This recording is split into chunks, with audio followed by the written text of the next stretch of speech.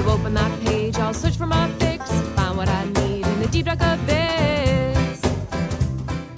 Hello, and welcome to the newest episode of AI Skeptics podcast.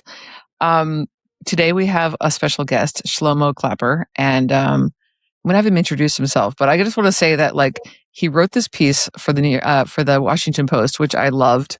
And one of the lines that made me absolutely excited to have him on the AI Skeptics podcast in his piece was, "I'm not an AI skeptic. I'm a true believer." So I want him to explain himself. Shlomo, do you want to introduce yourself a bit? Yeah, great. It's great to be on this, on the AI Skeptics podcast. In many ways, I'm a believer and a skeptic, which makes it very uncomfortable to be me. But, we'll get a little bit more of that throughout the session. So I'm the founder of a company called Learned Hand. It's an AI company, generative AI company. We also use old school ML methods as well. So not exclusively generative AI, but our goal is to increase the capacity of courts and judges. There's just way too many demands on that branch of government. There's too many cases. There's not enough staff. And that's only going to increase as AI drops the cost of litigation to close to zero. It's just going to flood the courts. And our goal is to build tools that enable judges to spend the least amount of time on drudge work and the most amount of time on judge work. But nonetheless, even though I am using AI constantly, and it's my business, I'm sort of always thinking about the limitations, like what are the second order effects, right? If we move to a place where it's too easy, right? What are the costs? Like how do we introduce the right amounts of friction? And I'm not saying I have the answers to all those questions, but it's certainly something I'm thinking about. But what I find especially distasteful, which has motivated the piece in the Washington Post, is that a lot of the people who are in the tech world, I mean, not that I don't know if they got the memo from the last, maybe 2 decades about their interactions with society, but I think they're potentially for profit reasons, maybe for ideological reasons, are pushing a sort of narrative, this very anti-human narrative, which I find absolutely atrocious. So, unfortunately, it will be an evergreen topic. So I'll be speaking about this for the next 2 decades. But I think that there's a real, something wrong in the water in the tech space. And this is the piece that you mentioned is just going to be the first salvo of things I will continue to write and rail against, people who otherwise I share a lot of commonalities with. Yeah. I mean, we're going to get to the meat of your piece in a moment, I'm sure.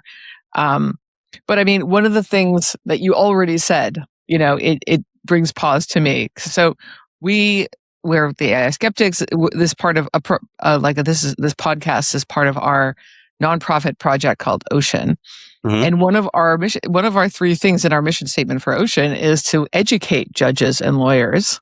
That's just what and policymakers about AI and the risks of AI. And I'm just wondering, wasn't even one of the 3 topics that we chose. And that's the danger of talking to very interesting people. But I'm just wondering how you could how can you build them tools to use AI when they don't understand it and probably are afraid of it? Yeah. So I think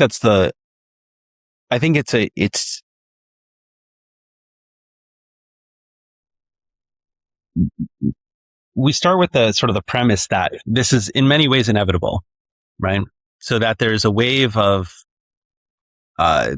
tools that people are already using on the side, and the question is, how do you make the tools correct for the institution, right? So my view is that there is no, and many of the judges I speak to see the writing on the wall, and lawyers will be using AI tremendously, already are, and then judges will not only have to respond, but I actually think there's a tremendous potential in the tool to help them do their work. Meaning, when you were a judge, I was a law clerk myself. My first job after graduating from Yale was clerking on the Second Circuit, which is the court right below the U.S. Supreme Court. And just the simply amount of paper that you have to read is enormous. I'll put it this way, is that I'll take a bet is that there is not a single court in this country that reads every single thing that's submitted to it. Yeah. Jake, do you have a question for Shlomo? I'm going to let you go because I have many, many questions. Yeah, well, it's on the same tip, which is like, you said, do more judge work and less drudge work, which, respect. That is a clean idea. But sort of to Kathy's point, how will a judge know the difference? How will I guess what I'm asking is not any particular judge who's already got experience. Maybe they know that, hey, I wouldn't read this brief. I would just have it summarized to me.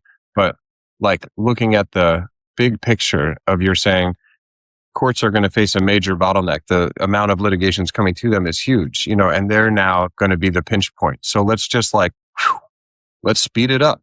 Like, it's not obvious to me that's the way to look at this issue. Like, why is it good to just speed it up? Maybe we should have more judges doing their work slowly, or maybe we should worry about the number of frivolous cases coming in. I don't know. It's just like, talk us through why we should just smooth out that pinch point. Well, I think if you make everything, like anything, the point of the justice system is for the just, speedy, and inexpensive resolution of disputes. That's according to Federal Rule of Civil Procedure number 1. Those are all intention, right? So if you take simply inexpensive without looking at just or speedy, then again, it's like it's a greedy algorithm, right? And it's about balancing these. So I actually think the things that I get most excited about is that it's not a matter of just like, this most speedy way of adjudicating things would not be the most just way of doing it, right? It would just be sort of having things. So you need to keep these as sort of balancing in tension. And I think what we can do, the benefit of technology is that it can transcend trade-offs. There are always trade-offs, but it changes its trade-offs. And if we're doing our job well, which, so far we are, and we're always continuing to try to do it better, is that what it enables is what we're trying to maximize is the amount of listening that people can do with each other, that we can really maximize the amount of people's opportunity to be heard. And often when you're a judge, it's like there's just a lot of brush to clear through before you get to the core of the instance. And if the more we can get the quicker we can get people to the core, and then the more pressure we can put on that core, that's sort of the two levers that we have to pull, right? It's like, how do we quickly get to the core of the issue? And then how do we enable the most amount of brain power on there? It's like minimizing drudge work and maximizing judge work. One thing that I'm thinking about right now, and I just got off the phone with a judge now, is like, how do we introduce friction in intelligent ways, right? How do we leverage what we know from an education perspective to have like deep thinking mode, right? Where it's, and that can be like a UX toggle or something that the courts mandate on younger judges, right? Again, these are all things where like I have no idea what you're talking about. Let's slow it down. Let's slow it down. Sorry, I'm getting it. The first topic we're supposed to be talking about is the utility of AI. So what I'd like you to do is walk us through what you think is really useful about AI. Maybe in what you're talking about with judges and stuff. That would be great. Yeah. So, I'll start with, there's no unmitigated good, right? So everything has trade-offs. And this is a general thing about technology. Waze, which I use all the time, I think net is a net good, obviously, right? And it has, in surprising ways, right? For businesses that are now on Waze routes, right? That people wouldn't have otherwise gone through. It drives business towards those businesses. It allows people to get things quicker. It avoids traffic, but because it gives you directions, you lose your sense of direction. Right? So not to mention that more people are driving. There's more drivers because it's easier to drive. Right. Potentially. Yeah.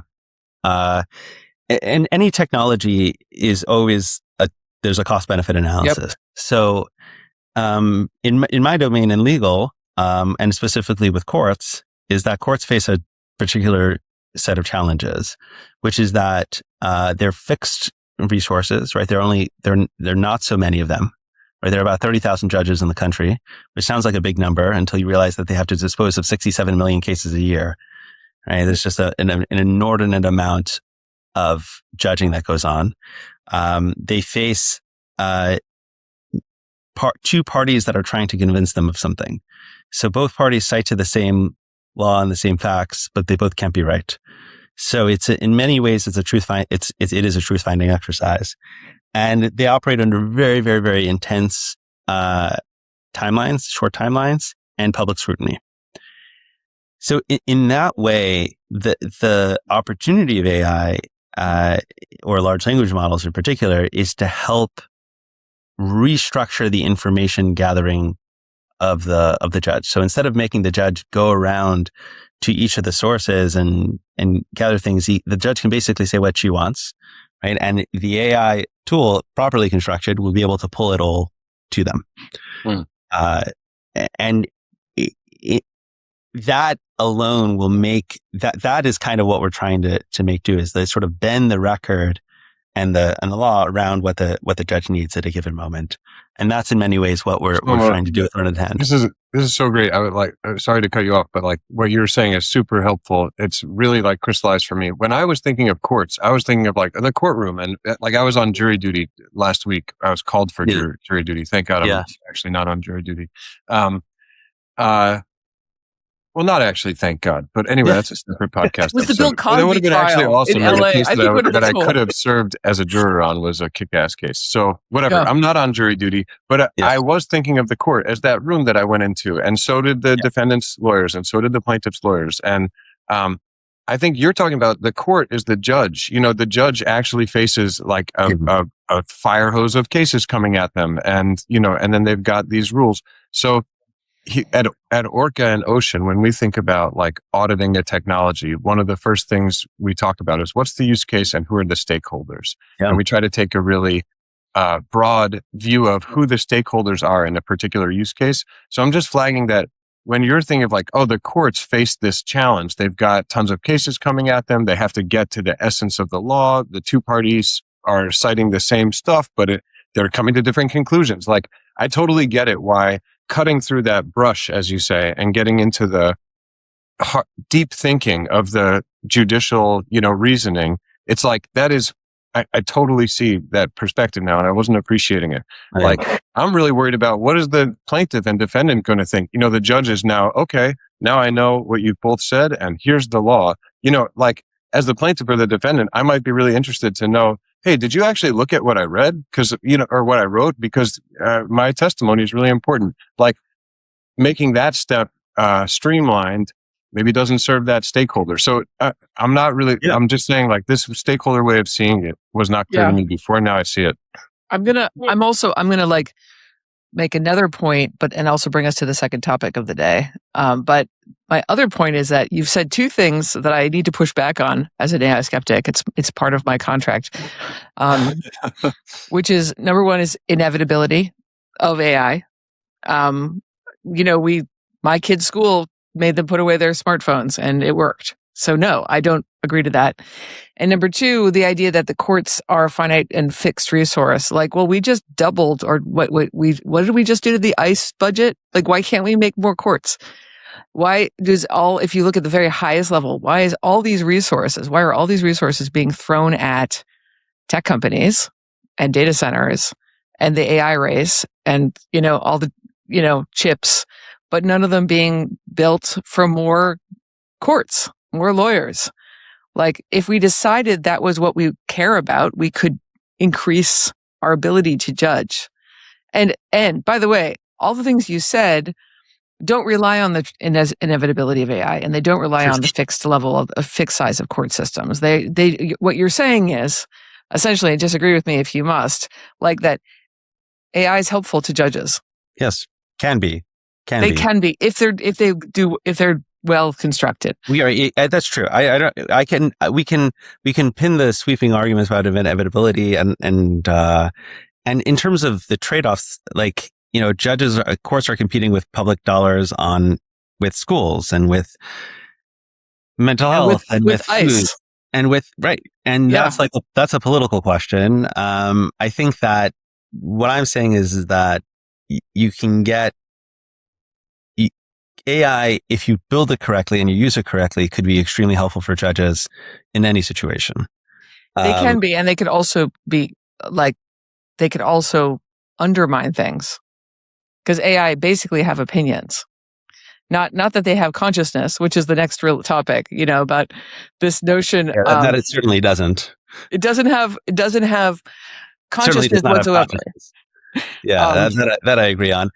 I do think that, like, if you were going to see so President Biden vetoed the Judges Act, right? The federal court has not seen an increase in trial court judges since 2004. And there was bipartisan support for the Judges Act, and he vetoed it towards the end of his term. So, and there's been a 346% increase in federal court cases since then. I think that if there was the amount that we would need to increase judges, by the way, it's not just the number of judges, you'd have to have courtrooms and bailiffs and everything else, right? Great. I think we need to, right. So the question is at what cost, right? We grow our healthcare system all the time because we need to, and that's what we do. It's a response. Yeah, I think that the political economy has been that my sense is, so, that's an option. I just think it's the politics have not lined up for that. Right. I'm not saying the politics are lined up, Shlomo. I'm just saying there's too many court cases, but not enough judges. There's too many lawyers. Like, there's almost enough of the right people. Like, can we not divert some potential lawyers into being judges? It's so funny. I kind of take these things as given, right? I kind of see the writing on the wall. I'm thinking, I'm not like thinking as a philosopher king, as like, how do we direct research? I'm like, it's so foreign to, it's fine. I haven't given much thought to it, so I'm not going to have anything intelligent to say. Not that stopped me from saying things before, but in this one in particular. But, okay, let's go to your piece though, because in your piece, you were kind of a philosopher king, or at least a really like wonderful debate foe for Anthropic. Can you remind listeners what you said in that piece? Well, Anthropic has, I think, some of the most lovely AI on the market, and then some of the most horribly grating philosophy on top of it. So there was a so it's really funny. And by the way, the culprits are the effective altruists. That's a separate. Thank you. We love hating them. We love hating them. That's our favorite. Everything they do is wrong. Yeah. By definition. I mean, anyway. The point of the piece is that there was this point at which, Dario Amodei is like, well, is it conscious? Is it not conscious? I don't know. Like, and he's like so concerned. There was a message. This is the CEO of Anthropic. Right. And there was a message from Claude saying like, well, so Claude is one of their products. It's a large language model. And Claude wrote a letter basically saying, don't turn me off. I'm conscious. I have consciousness, and you should respect my moral agency. Yeah. So this is like, the point is sort of talking about how this is like a puppet game and sophistry, right? And that, like, the point I liked best was like, look, if they actually take this seriously, they are committing the greatest genocide of machine consciousness in general, right? Like, every time you shut off Claude, they're doing it. And in many ways, I'm skeptical that they are, if I had the lead in the AI race and I was concerned about a competitor like Google overtaking me, the thing I would do is to sort of say, hey, the machines are intelligent. We got to pause everybody, right? Like, what you want to pause everyone in your lead. So there is a world in which I'm taking a too cynical approach, in that they really are just struggling with this, and they're uncertain, and they're kind of on this train and they're going ahead. So I'm not going to discount that. I think the thing that's really important to keep in mind what I keep in mind in my job is building tools for judges is the difference between AI agents and moral agents, right? What's the difference? Well, humans are humans and computers are computers. And that's a categorical difference. Whether you say it's because humans have a soul, right? That's what I believe, is that humans have souls and computers don't. Or you could say that you could come at from a more secular point of view. But I think that there's a real danger in flattening humans to a set of functions. Right. Where you say, well, humans are just like algorithms, and they're faulty algorithms. And I think that's a horrible, horrible way of viewing things, and extremely, extremely dangerous and dehumanizing in a real way. And, I'm enamored of this technology. I think it has tremendous power. I think there are weaknesses that we have solved, that the industry is solving. I think that I'm an optimist long term, but I do think that, at the same time, because the technology, because it is so powerful and because it has so much potential, people are kind of, there's a little bit of a death urge to sort of, delegate to it and to take it too seriously. And it's really going to be important in the years to come is to sort of say, okay, computers don't have rights. They're pattern matching machines that do great work, or could do great work, or could do horrible work depending on how well you use them. And we really need to just maintain that moral agency sticks with humans. Regarding judging, by the way, that's why now we're not building a robo-judge, right? It's the farthest thing from what we're building. I think that would be dystopian. I think that'd be horrible. Even though everybody I want to double click on this idea of a robo-judge. Yeah. Because it's like, you're saying, we're not building a robo-judge, but like you're proposing augmenting judges with AI, right? Right. I'll call it that. I guess I'm kind of like, I want to sort of go into what you said on the idea of like AI agent, not a moral agent. What do we mean by the agent there? Like on one hand, it's maybe we mean something around consciousness, but I want to focus on something around like responsibility, like can bear responsibility, right? So what happens if a judge is using, a summarized version of the legal argument from one side, and later their decision is like questioned? I don't even know enough about the law to know if that means it's like appealed or whatever, but like some higher level looks at that reasoning and smacks it down. And then the judge is like, well, the summary was not good. Like, in your vision of how this tool would work, does the AI bear any responsibility for that judge's decision? Like, and that, I want to talk about that dimension of agency. If you don't mind, it's like exactly this is the third topic of today, which is like, what is the cost of frictionless, information? Just every time a judge wants a summary of the case, they get exactly what they expect in a nice package. And to what extent does that augment them? Does that make their brain somehow faster and bigger? Or to what extent does that just like glaze over their eyes and let the machine take over from them? Like, what's really the difference?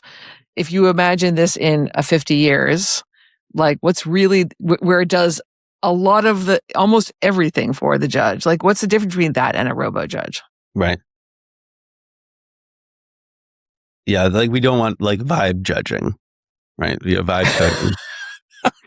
Nicely said. By the way, I mean, that's one of the things I think about a lot because my friend, who's a computer programmer or computer architect by trade, has been Claude pilled in a big way. Every time I see him, he goes on and he knows who he is because he listens to the podcast. He goes on about, I haven't written code in 4 months. I just tell Claude to write code. And then I was actually looking through his Claude generated documentation and I was like, huh? And he's like, yeah, I haven't read this. And I'm like, yeah, you didn't read it because why would you, right? You're at this point, you trust Claude and it's been 3 months. I'm talking about 50 years from now with judges. Yeah. So there's the comforting story and I think there's what the real story is, right? The comforting story. What? Let's hear both. Well, there's 3 stories: the comforting story, the pessimistic story, and what the story we'll be able to make. Like the comforting story is that people end up spending all this time in, strategic work and thinking high level. Like in many ways, the engineering feats that we've been able to do, things that take a week that would have taken months, right? Just like a lot of algorithmic development, honestly, like you do use Claude in terms of testing it and EDDs. And there are 2 areas in society that are entirely based on language. One is one is code and one is law, right? So those are the 2 areas that are going to be most affected by large language models. There's the pessimistic story in which the humans end up. Have you seen the movie WALL-E? Yeah. So this scene where everyone's just watching your phone and sort of sitting on things, where the beginning of the movie, I forget, there's a comedy where somebody was frozen for like 50 years and then ended up in the future. But like that's the sort of the pessimistic scenario is an abdication of responsibility. I think there's a middle scenario that I'm trying to thread, which is like, how do you build a tool that pushes people towards deeper and more engaged thought, right? Because one of the questions I always ask, there are two questions I always ask, is it one is at what cost? And two is compared to what, right?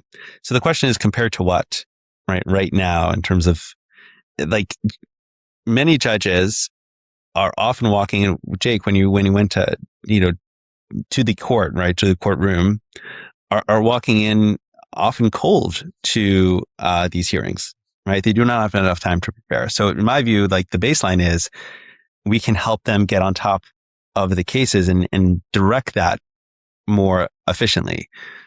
But there is a cost, as you said, like for coders, if we look at the coding analogy, is that the same way a lot of people don't write low-level machine code today, is like a lot of what we've done in coding in the last 10, 15 years will become like machine coding as you move to higher levels of abstraction.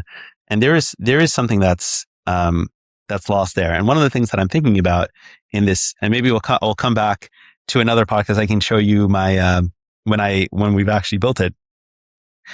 But it's like, how might we try to get as much, like, I'm not saying no system is going to be perfect, right? But we're trying to get a system that is as close to like achieving the goals of the justice system, which, by the way, thinking 50 years are what people want, right? I think we can have AI judges when we have AI defendants, right? That when it's AI defendants, we can have AI judges. That's the sort of the rule. Just sent a chill through my spine. That's pretty rare. Yeah. So thank you for that. Okay, great. But I think when we want a system, it's kind of like Tony Stark and Jarvis, right? Where Tony Stark is in the super suit, he's the one who's making the decision. And Jake, per your point about judges, when they put their name on something, they take responsibility for it, right? They're putting it on. They don't blame their law clerk, right? If they're putting their name on it, they are the ones taking responsibility, and we are the ones who are assisting them. But like having that Jarvis situation where the judge can have the tools, but is navigating the decisions is kind of what we're trying to achieve. And I think in a way where we're living in a world where we see two simultaneous trends. One is a lack of accountability, right? People are trying to advocate accountability. And the second is that we're lacking the sort of the an I thou connection. At least the world that I'm trying to nudge towards is where we push people towards taking accountability and putting their name on something and taking responsibility for a decision rather than pushing it off. And also where they're able to dialogue and have that dialogic relationship with people. Shlomo, let me push back a little bit on. That's your job, Kathy. Yeah, that's what I do. Thank you. I like thinking about coding and law. I think there's a lot of commonalities, but there's a really important difference, which is that law is, in some sense, a lagged indicator of what we as a culture consider like our normative values, right? Yeah. Like we think this is bad. We think this is so bad that people might be put to death for it. Or maybe we don't think putting people to death is okay.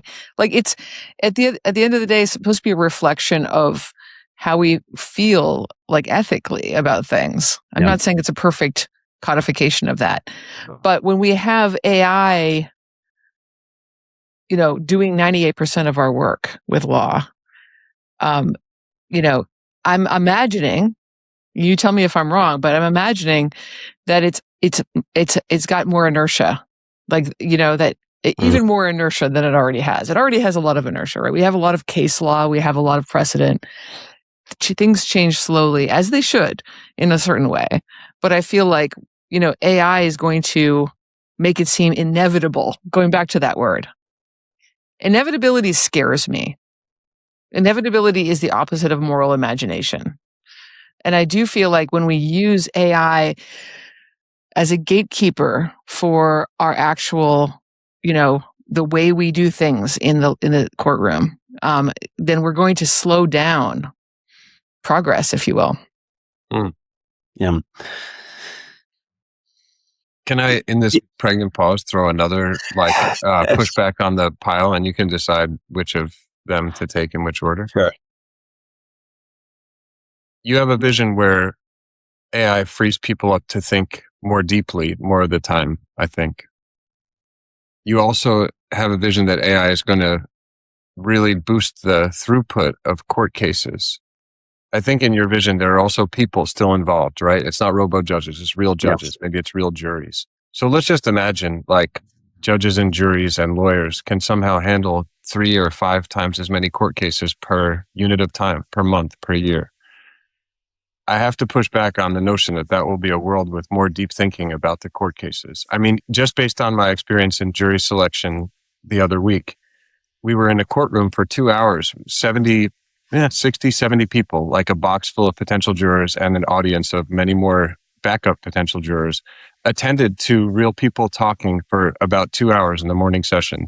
The longest like period of sustained attention that I've been a part of actually for, I've realized, a couple of years. Like it was, maybe concert could be an exception, but like people are cross talking, that people are really paying attention.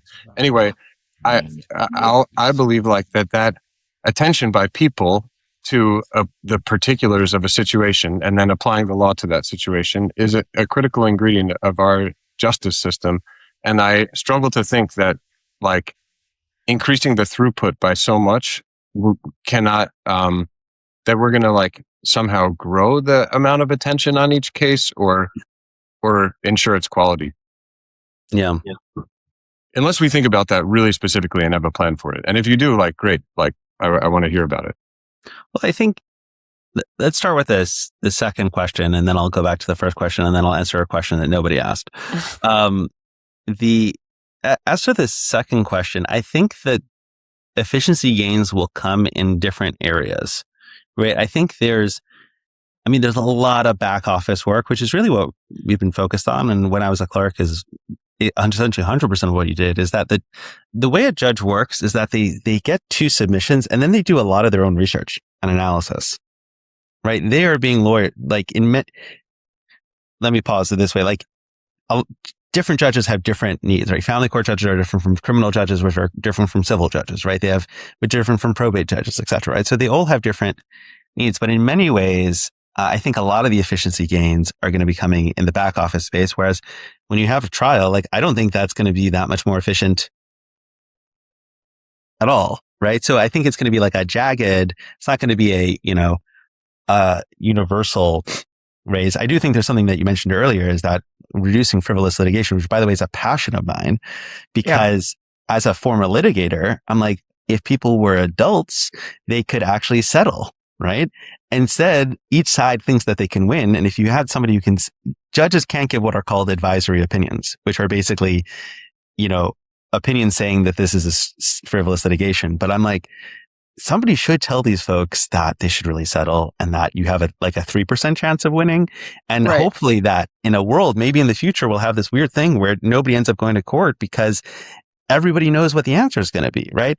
And we have 1 minute left. Oh shit, we have 1 minute left. Yeah. Lady Justice is seen as blind, right? And we think and that indicates is that she knows that there's something about her, humanity that she need to, withhold, right? So we don't want a fully human system and we don't want a fully automated system, right? Fully human system can trend towards bias and anarchy, and a fully automated system trends towards like conformity and stasis, right? Is we want the best of both worlds. And my optimism, which might be naive, right, is that if we build it carefully and work with judges who are, by the way, I met hundreds of judges and they're all earnest in trying to do the right thing. Yeah. We can try to get the best of a human and computer system together. Or we could just hire more of them. I'm just going back to that, but yes, I appreciate. Speak to the legislature. Right. But that doesn't scale. Like if the amount of cases go like this, you can't get the amount of judges up. I hear you. Yeah. It's like after I solve this, I'm going to solve the publishing problem in all of science because it's just so easy to write a paper now. That is a huge other problem. But it's a similar kind of problem though. It's just in fact. The question is, I think what we've come to is, can AI solve the problems that AI created? Yeah. Yeah. Shlomo, thank you so much for joining us in AI Skeptics. We really appreciate it. You're a good sport. Yeah. It's been fun, man. Great. Thank you for the conversation. It's been a lot of fun. And come back when your product is ready and we'd love to talk to you about it. Yeah, for sure. It is ready. And great. it will only get better as time goes on, hopefully. And these questions, you folks are asking the right questions. Like everyone needs to be thinking about this. Thanks so much. Especially those who are building AI. Like especially these, we need to have our internal skeptics. That's I think the main point. Thank you so much for coming, Shlomo, and everybody. Thanks for listening. As usual, you can email us with questions or comments at a certain email address that Jake is about to say. AI skeptics at oceannetwork.net. Ocean has an N at the end, and network has an N at the beginning. AI There's two N's, skeptics, baby. Yeah. All right. Thanks, everybody. See you next time. Thanks, Shlomo. Bye.